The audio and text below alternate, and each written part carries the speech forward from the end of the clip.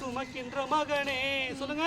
வருத்தப்பட்டு பாரங்கள் சுமக்கின்ற மகனே, நீ வருவாயா இயேசு என்று வாழ்வு தந்திடுவார்.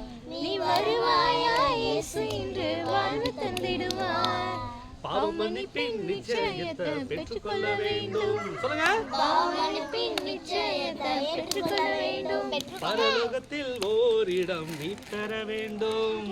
பரலோகத்தில் ஓரிடம் நீ பெற வேண்டும். சொல்லுங்க. பாவ மன்னிப்பின் நிச்சயம் பாவ மன்னிப்பின் நிச்சயம் நான் பெற்றுக்கொள்வேன். நான் பெற்றுக்கொள்வேன். பாவ மன்னிப்பின் நிச்சயம்னா என்னப்பா சொல்லுங்க. யார் சொல்ல முடியும்? பாவ மன்னிப்பின் நிச்சயத்தை பெற்றால் தான் நம்ம எங்க போக முடியும்? சொல்லுங்க. பரலோகம்.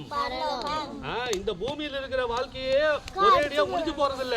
சரிங்களா? நம்முடைய பாவங்கள்லாம் என்ன பண்ணியாகணும் இந்த பூமியிலேயே? சொல்லுங்க. என்னுடைய பாவங்கள் மன்னிக்கப்பட வேண்டும். சொல்லுங்க. என்ன கவனிங்க. என்னுடைய பாவங்கள் மன்னிக்கப்பட வேண்டும். இந்த பூமியிலே உயிரோடு இருக்கும் பொழுது என்னுடைய பாவங்கள் மன்னிக்கப்பட்டால் தான்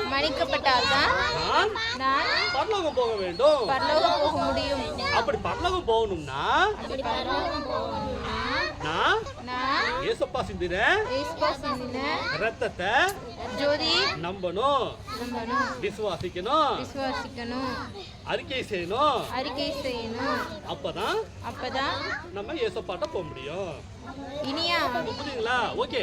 அடுத்து ரத்தம் சிந்துதல் இல்லாமல் பாவம் மன்னிப்பில்லை. சொல்லுங்க.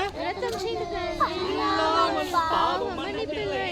நம்ம இயேசு ராஜா நாமம் இல்லாமல் ரட்சிப்பும் இல்லை. நம்ம இயேசு ராஜா நாமம் இல்லாமல் ரட்சிப்பும் இல்லை. பாவம் மன்னிப்பின் நிச்சயத்தை பெற்றுக்கொள்ள வேண்டும். பரலோகத்தில் ஓரிடம் நீ பெற வேண்டும். சொல்லுங்க. பாவ மன்னிப்பின் நிச்சயத்தை பெற்றுக்கொள்ள வேண்டும். வாய் திறக்க முடியாது. பரலோகத்தில் ஓரிடம் நீ பெற வேண்டும்.